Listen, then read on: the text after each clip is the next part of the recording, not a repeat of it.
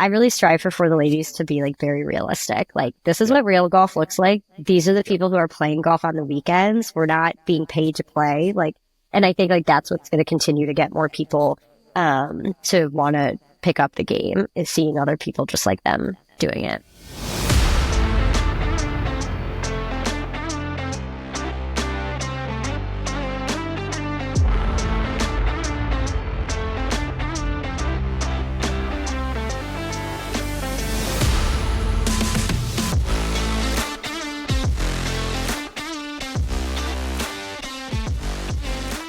Ladies and gentlemen, welcome to another episode of the Whole Story Podcast. Robbie and Jonathan here with our new friend, Abby. We will give her a better introduction here in a second. As we get started, let me remind you guys that we appreciate those that are listening to the show. Give it a follow and like and tell your friends. We try to tell good golf stories like we're going to have today. So the more you share the word about what we're doing, the more we can help get these stories out there. So we've got a couple friends of the program that are helping us do this thing. First, Holderness and Bourne, great golf apparel. We were just talking about Pinehurst a second ago. The Pinehurst Pro Shop's full of Holderness and Bourne gear. It looks good. It feels good. I've got the hoodie on today, even though it's going to be like 90-something here in mid-September in South Carolina. But it's great gear. Check out hbgolf.com. Use a promo code BestBall and you get some complimentary shipping. Another partner, Western Birch, you guys have seen and we've talked about plenty of times the incredible work they do making custom golf tees. They can take any logo that you can come up with, put it inside the cup, throw it on there with some custom colors on the stripe patterns on the side, and they look really good. They last forever, hard to break. So check out westernbirch.com and again, use the promo code BESTBALL for a free gift with your order. But let me introduce Abby Liebenthal. She is the president of For the Ladies, and on their website it says they are the go-to resource for all things women's golf. We've been following them for a little while on Instagram, and they are doing some great things in the game with different events and stuff. But Abby, we appreciate you joining us on the Whole Story Podcast. Thanks for having me. It was great. Well, you mentioned off air and alluded to that you live in the Pinehurst area. So I'm assuming you didn't just get into golf whenever you moved to Pinehurst, that this has been going on for a while. So talk about, were you the kid that had the cut down clubs at 3 years old and started playing, or did you come to the golf at a later time? I started at a young age. Most of my family plays the game.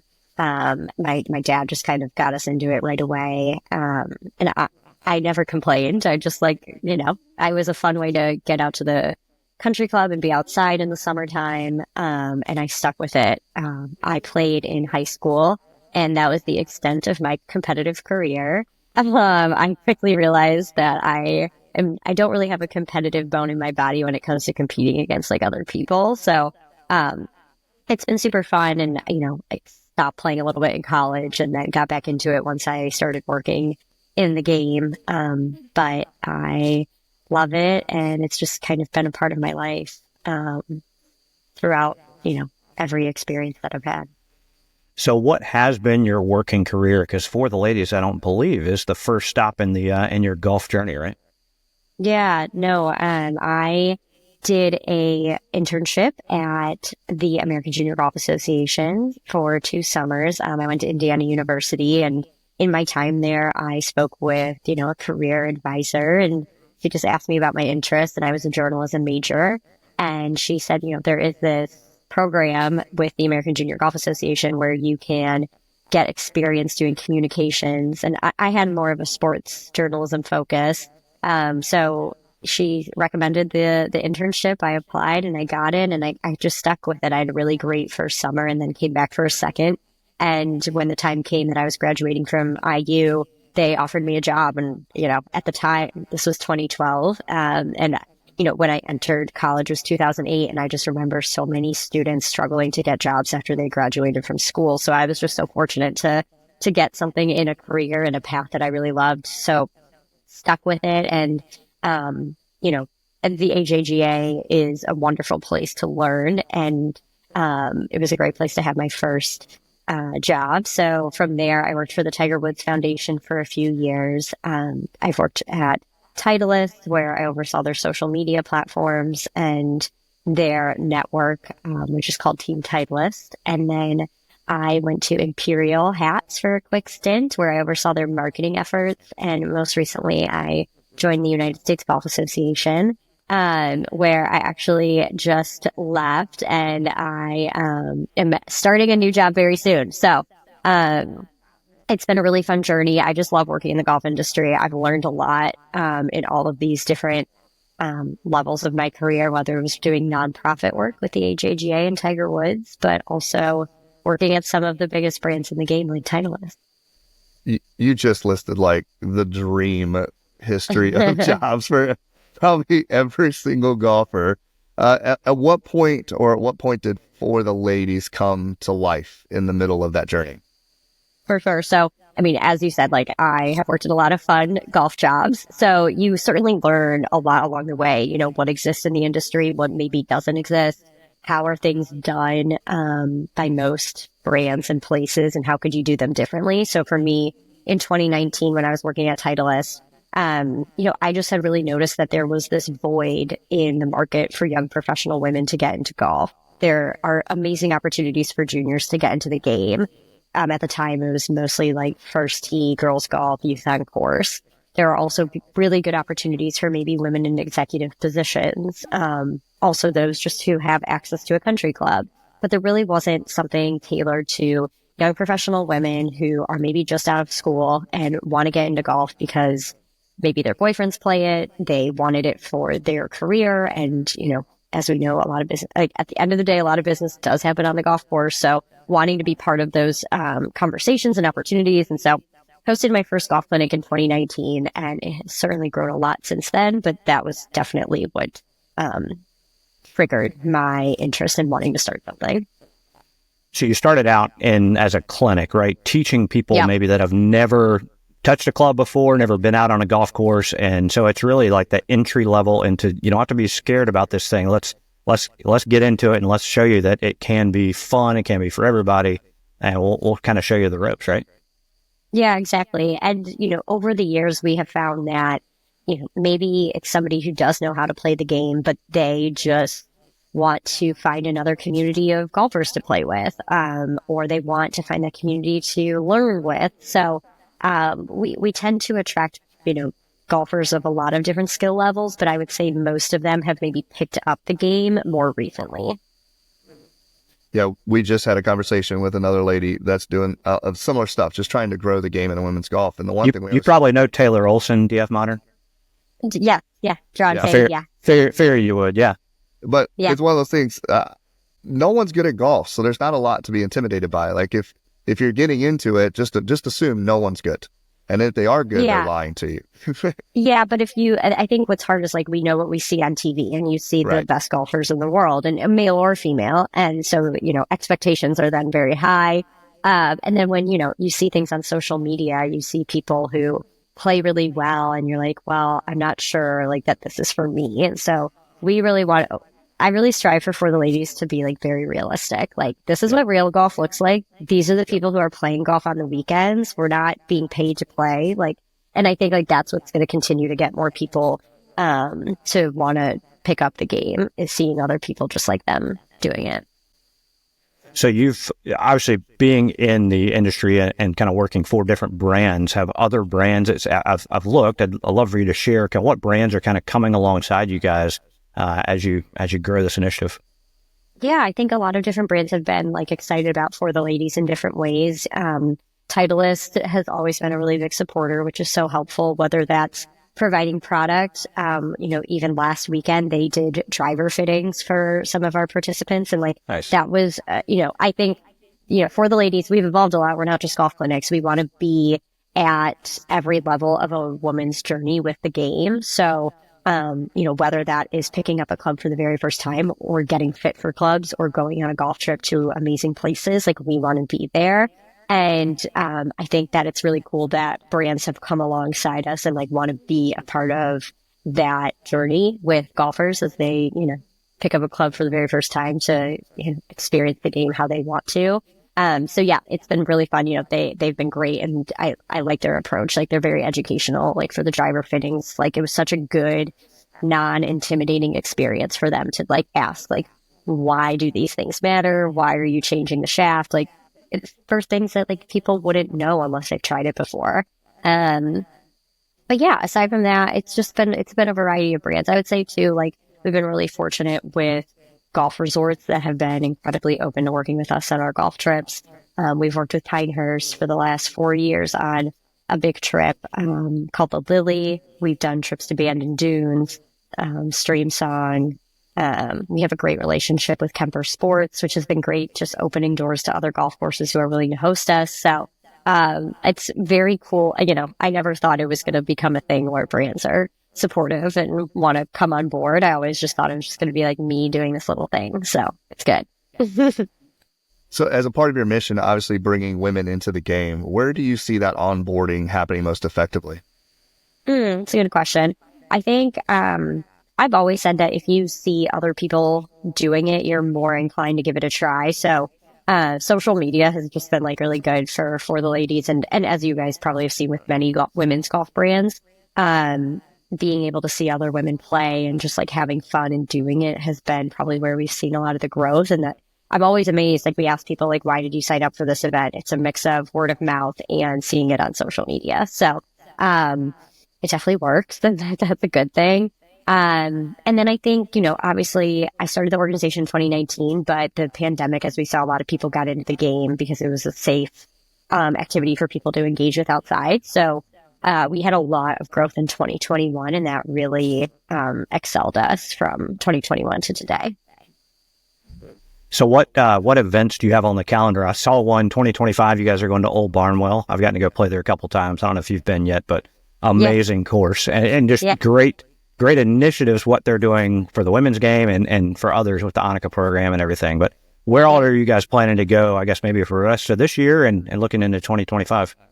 Yeah, so we kind of we host different types of events. We have like what I call our city events, which are just local events in your area. And those are the golf clinics. Those are the happy hour 9 playing events. And we did those this year in Boston, Chicago, Charlotte, Nashville, New York, and Washington, D.C. We will likely host events in those cities again next year, but we are going to add 3 cities next year, which is great. And that'll all come soon. Regarding the golf trips you mentioned. So for the ladies golf getaways, we will announce Pinehurst the date soon, but we're going to Sea Island in April. We're going to, Bandon Dunes in May and Big Cedar Lodge in October. And then we added a new type of, you know, I'm always like trying to like hear people like, what kind of events do you want? What kind of experiences do you want? And one of them was these golf getaways are awesome, right? Like multiple day event, you're going to bucket list locations, but not everybody can like afford to just like pick up and go on a, you know, multi-$1,000 trip. And I totally get that. So what could we create that would still be an elevated experience for women who want to play golf and for people who just want to play a really special golf course, but maybe it's just a 1-day event. And that's where For the Ladies field trips came in. And field trips are going to be to, you know, just really awesome golf courses. Maybe they're private, maybe they're public, but smaller size. And we'll still have that like elevated experience of getting to play a really cool golf course, with other like-minded golfers. And so Old Barnwell is in June. I have played it as well. And it's such a special place. They're doing such amazing things. I really, you know, appreciate their mission and how, you know, they talk the talk, but they also walk it really well, and have been growing, you know, the presence of golf in the area. So, it's been really fun. I'm hopeful to launch more field trips in 2025, maybe with 2 or 3, and go to just like really special, fun places that maybe you wouldn't get to experience otherwise. You keep listing all these trips and everything, but you say you're starting a new job. Like how you got all these trips planned? Are you on? I guess ask the question: are you on all the trips, or do you have sort of ambassadors that go on instead of just you? So the trips I go on, it's just there's, you know, when you're going somewhere for multiple days, you want to make sure that it's a good experience. But for all of the city-based trips, we have an amazing army of For the Ladies volunteers who run the events. So I think this year we had up to 100 people sign up to volunteer for the Ladies events, and that person is there to be a welcoming face and make sure that people tee off on time or know where to go when they get to the golf course, because those are barriers to entry that, you know, we want to break down, and we want to make sure people feel comfortable. I mean, I'll show up to a golf course and I'm still like, I have no, like, where am I supposed to go? Where do I check in? The whole deal. So if somebody can be there to help you do that, you might be more likely to return to that place next time. You'll feel more confident going there. But if we can be that like really positive welcome, then I think people will stay in the game. And the events are for all skill levels, right? Like, it's not like, all right, you got to figure it out, then you can come on these things, correct? Yeah. So for the golf trips, I do tell people, like, I would recommend that you've played like 18 holes, like quite a few times. This should not be the first time that you're stepping foot on a golf course. And it's not going to be a good experience for you if like you're a brand new beginner, but coming on a golf trip. But we see a huge range. I mean, there are some people who don't know what their handicap index is to others who are maybe like a 6 to an 8. Like, and we just see everything across the board, but it's just people who are seeking the opportunity and the community, and it's just a really special group of people. Yeah. If our listeners are out there and they're a part of a private course or public course and they're thinking our place would be perfect for a field trip, what's the best way for them to get that information to you and start that process? Yeah, just email me. But you can always just message us on Instagram, but always, we have on our website, which is fortheladies.com. We have a work with us page, and it's a great place to just, input your info, and tell us how you'd like to work with us. Because I mean, I would say probably a majority of For the Ladies participants probably don't belong to a private course. So the opportunity to experience a really cool golf course, and have a special day with other golfers who break down the barriers of it being intimidating because you're going to a place that's maybe seen as not stuffy, but maybe it's just seen as intimidating. And being able to do that with other people who are kind of in the same boat is a good experience.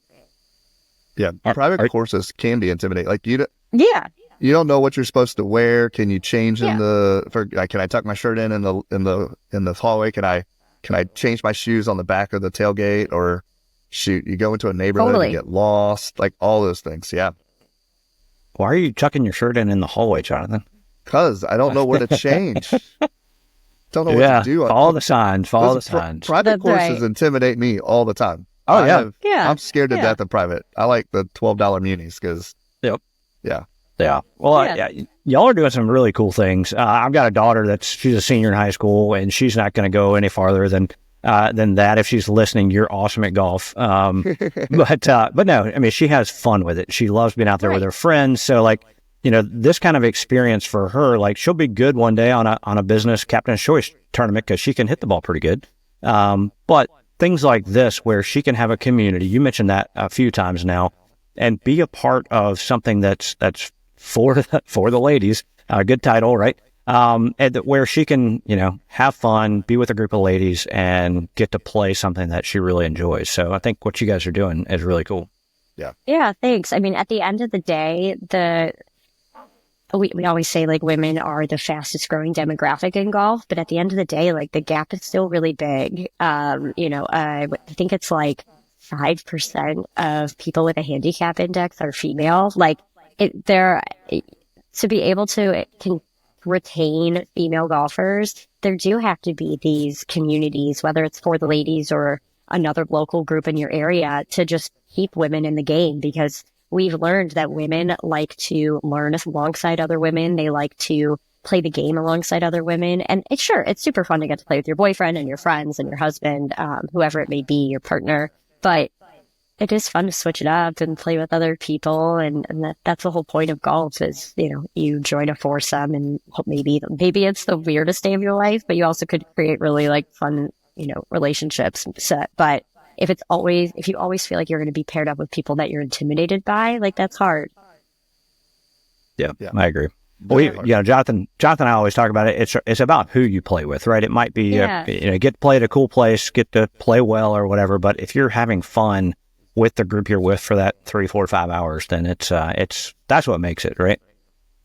Yeah. And that's a lot of what we, aside from doing events, we do try to create a good bit of content, to just like break down any questions or, myths that there might be about golf. And so, I think that's a big part of it is like people, you can hear it so many times that people don't care what you shot, but like you do have to experience that a little bit too. And so we try to show that through a lot of the work that we do.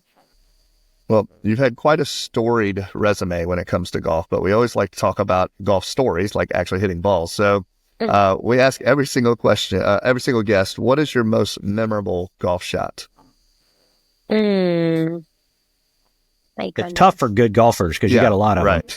I've got Sure. one. Well, fortunately, I'm not that good, but one that comes to mind is my husband and I played in a couples club championship at a club that we belong to in Ohio, and it's called Inverness Club. Just in case you know it, because just to help explain the story. But the 10th hole is a fairly short hole, so 1 in 10 you tee off from a very similar teeing ground. But 10, you're going more downhill and the green's below you, where on 1, it's going uphill. And on 10, I hit my first shot, there's a creek. So probably just before the creek, I hit my second shot over the green into the rough. And then, oh no, I'm so sorry. So the 10th hole is a drivable par 4. I hit my drive over the green, into the rough behind the green. And then I chipped in for eagle, and obviously it was for the club championship, so that was fun. But that's definitely super memorable because it was just a chaotic day, a lot of drinking, a lot of very entertaining stories going on. A lot of people will call it the divorce open because it's are you going to make it through all 18 holes? But it was that's probably a really memorable shot because short game is hard. You can hit drives, all day long, but being able to chip in when it mattered was pretty fun. So out driving your husband and chipping in, does that mean you have the better golf teed story it up than a he little does? bit more forward. What'd you ask? Does that mean you have the better golf game and the better No. golf memories? No? I don't have the better golf game, no. But I say that I'm a delight to play with. So that's what matters. That's perfect. Well, you made it through the divorce war of That's the right. actual championship. So yeah, there you go. Hey golf friends, this is Robbie from BestBall. Are you looking for the ultimate Myrtle Beach golf experience? Well, it's only a click away. Check out the 2-play special at 2 of America's most awarded public golf courses and 2 of my personal favorites. Caledonia Golf and Fish Club and True Blue Golf Club are low country masterpieces featuring 2 iconic Mike Strantz designs. Play these 2 incredible courses for one great price. Visit truebluegolf.com to learn more about the 2-play special and book your tee time today. That's truebluegolf.com. Yeah, we always do a quick 9, just a little back and forth. Hey. I'm guessing you've got some good ones. What's the favorite course that you've played? I would say San Francisco Golf Club was a really special day.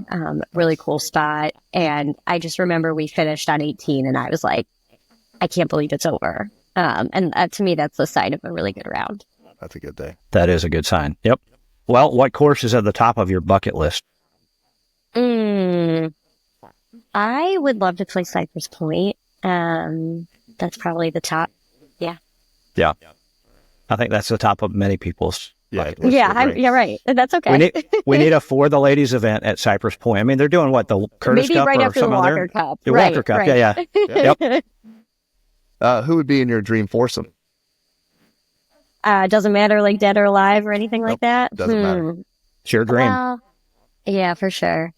I mean, I think what would be really fun is I'd play with my husband and Nelly Corda and Max Homa. That'd be a lot of fun. That'd be a good round. It'd just be fun. Yeah. Yeah. All those are still alive, though, so that's good. Yeah. I know. I was like, it doesn't really matter. Yeah. Yep. Favorite golfer to watch, and maybe you just named one of them. Yeah, for sure. I mean, but right now, I would Besides say your Lydia husband. Ko. Yeah. Yeah. Right now, I would say Lydia Ko. She's just had such an incredible year. Won yesterday. She just doesn't seem to be slowing down, but she's also having a ton of fun doing it. She was just at Bandon Dunes. It's very fun to see her having this renaissance after not winning for a little bit, coming back and having such a big year. And she can say that she has a gold, silver, and bronze medal from the Olympics. Yeah, they'd the love only to talk golfer to about have that. Yeah, that's incredible. Yeah. Another good career. What is the one golf rule that you would love to see changed? Um, Probably. I always think like the hitting out of a divot is just like silly. It should just be like ground under a pair or something and just like move it away. Yeah, definitely agree. There aren't We a don't lot- hit enough fairways, I was so going to say, there aren't very many divots in the woods, so don't worry about it too much. All right. Do you listen to music on the course? If so, what kind? Yes, and I like rotate a lot. I would say like country music a lot in the summertime. I had a period of time where I would listen to the Taylor Swift Eras Tour because it's about 3 hours, so it would get me through most of the round. Yeah, I probably rotate between that. Good choices. What is your favorite snack on the golf course? Hot dog. Yeah, I love a hot Yeah. dog. it's hard to beat that. Right. Yeah. All right. Favorite golf course logo? Oh, I really like Old Barnwell's. Speaking of the owl, Yeah, that's really and cool. then another Aiken area golf course. Love the Tree Farms. The like tree. I don't even know what it's formally called, but the tree logo with the face. I love Oh, that the logo. tree monster. The tree monster. I love Yeah. that logo. Yeah. Yep. Yeah, Seth McWhorter did that one. He does some Yeah. incredible work. He did both of the ones for Tree Farm, but yeah. Old Barnwell. Seth did the For the Ladies logo. So Did he? How they're about in good that? company. There you go. Yeah, you should get some referral credit or something. So All right. Well, you talked about the trips and other things that are going on later on this year and into 25, but what is next with For the Ladies? Just in general. Yeah. Or just where do you see the dream going? Yeah, I would love to start a membership program. I have big aspirations for it to just, be able to better connect all of these people who are playing golf, offer them really cool opportunities to play at other places. I don't want it to always be something where like For the Ladies has to create the event for people to get together. And so if they can find each other through a For the Ladies membership program, I think that would be really cool. It's a great idea. very nice. Well, Abby, this has been a lot of fun to learn more about you, kind of your background, and just hear all the good things. I mean, it's one thing to follow what you guys are doing on social media, but to hear you kind of share the stories and your excitement and passion about it, it's really cool. So we appreciate you joining us today. Yeah, totally. Thanks for having me. And if people want to find us, they can find us at For the Ladies. As you can imagine, it's FORE, the ladies, across, all the social media platforms and our website. So, no, I appreciate it. It's been super fun. I hope that it continues to grow. And like I said, I hope we just continue to retain all of these new golfers and keep them in the game for a long time. Yeah, we definitely agree. Well, yeah, check out fortheladies.com and at For the Ladies, like she said, on all the social platforms. But we appreciate Abby joining us. So for Abby and Jonathan, this is Robbie. You guys have been listening to another episode of the Whole Story Podcast.